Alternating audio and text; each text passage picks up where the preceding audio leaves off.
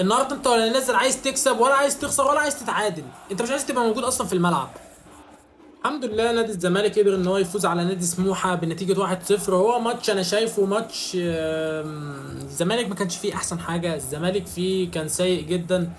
الزمالك النهارده ما قدمش اي حاجه تذكر خالص، ولا حتى الجون جه من صناعه بتزيرع حاجه فرديه جدا لواحد من احسن اللعيبه الموجوده دلوقتي في الدوري المصري.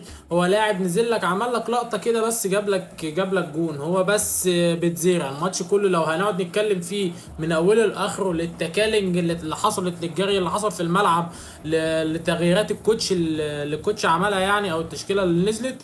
هو مفيش حاجه حصلت اصلا من الكلام اللي انا قلته ده كله، غير ان بتزيرع نزل الماتش جاب جون وطلع، هو دي الحاجه الوحيده. كابتن معتمد جمال النهارده نزل بتشكيل انا شايفه سيء جدا من وجهه نظري. بتزيرع متصاب، طب ما تنزل بداله كيشو، نزل بداله اي حد جاهز بدنيا على الاقل وفنيا وحاسس الماتشات وموجود معانا في الدنيا. ادم كايد انت نزلته، انت خسرتنا اصلا واحد موجود خيال مآتة كده والله العظيم. انا ما كنت شايفه في الملعب، وحتى الكرة لما كانت بتجيله الكرة كانت بتيجي تخبط فيه وتمشي. ايه يا جدعان ده يا جدعان، الكرة بتتاخد منه بكل سهولة. معتمد النهارده انا ما شفتش منه ولا مرونة في الاداء ولا تكتيك ولا محفظ اللعيبه اي حاجه، ولا حتى كمان هو كان عايز ايه من الماتش. هو كانش عايز اي حاجه من الماتش، هو كان عايز ينزل وان شاء الله والدنيا تظبط والف الف مبروك وان شاء الله خير والكلام ده. هي دي الخطه بتاعت النهارده. انت ولا نازل عايز تكسب ولا عايز تخسر ولا عايز تتعادل، انت مش عايز تبقى موجود اصلا في الملعب. عيب قوي نادي الزمالك يكون بينافس على الدوري خلاص، بطل الدوري ده يبقى اداؤه في الملعب ويخسر من الاهلي ويبقى اداؤه كده قدام سموحه اللي هو اصلا تعبان. انا خايف جدا على نادي الزمالك في الثلاث ماتشات الجايه، الماتشين بتوع افريقيا والماتش الثالث بتاع الدوري. انا حاسس ان في حاجه مش ولا بد.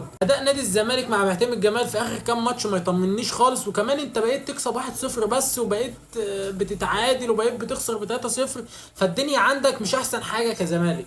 نادي الزمالك اللي هو المفروض بطل الدوري دلوقتي، اللي هو بينافس على الدوري وهياخد الدوري الماتش الجاي، ما يبقاش اداؤه كده في الملعب قدام سموحه. عيب قوي والله. رساله للكابتن ناصر منسي، العب على قدك يا كابتن، العب على قدك يا كوتش. انت من الشوط الاول انت كل كره انت عايز تاخدها على صدرك وعايز تعملها دبل كيك، انت مش كده يا اسطى. يا رب نادي الزمالك يكسب الثلاث ماتشات الجايه وناخد الدوري باذن الله. الدوري ده لو هنسميه اسم هنسميه دوري جمهور نادي الزمالك العظيم. جميع ماتشات نادي الزمالك الموسم ده هو المحرك الاساسي والرئيسي، مش اللعيبه ولا الجهاز الفني، هو الجمهور اللي بقى يكسبك اي ماتش انت بتنزل فيه. لولا الجمهور ده في الملعب انت ما كنتش هتكسب ولا اي ماتش من الماتشات اللي فاتت دي، ولا كنت اصلا هتنافس في الدوري، ولا كنت هتدخل كونفدراليه، مش بقول لك دوري ابطال. اخيرا وليس اخيرا، نجم المباراه النهارده هو الكابتن الكبير خوان بتزيرا، لاعب